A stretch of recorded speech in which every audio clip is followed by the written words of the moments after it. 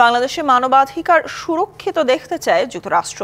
একই সাথে গত কয়েক মাসে মানবাধিকার লঙ্ঘনের সাথে জড়িতদের জবাবদিহির আওতায় আনার আহ্বান জানিয়েছে দেশটি। স্থানীয় সময় সোমবার নিয়মিত ব্রিফিংয়ে এমন মন্তব্য করেন মার্কিন পররাষ্ট্র দপ্তরের মুখপাত্র ম্যাথিউ মিলার। এ সময় তিনি ইন্দো প্যাসিফিক অঞ্চলের নিরাপত্তা নিয়েও ওয়াশিংটনের অবস্থান তুলে ধরেন।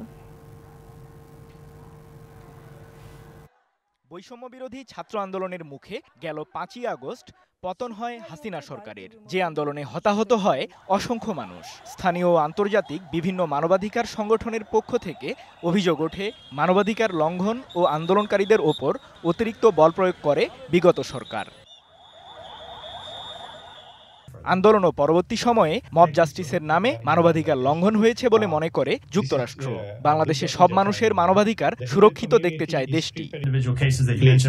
আমরা দেশটিতে মানবাধিকার সুরক্ষিত দেখতে চাই। যারা গত কয়েক মাসে মানবাধিকার লঙ্ঘনের সাথে জড়িত তাদেরকে জবাবদিহির আওতায় আনতে সরকারকে আহ্বান জানাচ্ছি। শারদীয় দুর্গোৎসবে হিন্দু সম্প্রদায়ের নিরাপত্তা নিয়েও এক প্রশ্নের জবাবে মন্তব্য করেন মার্কিন এই মুখপাত্র। আমরা সত্যিকার অর্থে বাংলাদেশ সহ বিশ্বের সংখ্যালঘুদের অধিকার সুরক্ষিত দেখতে চাই। সব ধর্ম ও বর্ণের মানুষ যেন শান্তিতে বসবাস করতে পারে, সেটাও চাই আমরা। এ সময় দক্ষিণ চীন সাগরে দেশটির আধিপত্য ও ইন্দো প্যাসিফিক অঞ্চলের কূটনীতি নিয়েও কথা বলেন Matthew Miller. continue to work with our allies and partners. Srijan Mahmud, DBC news desk.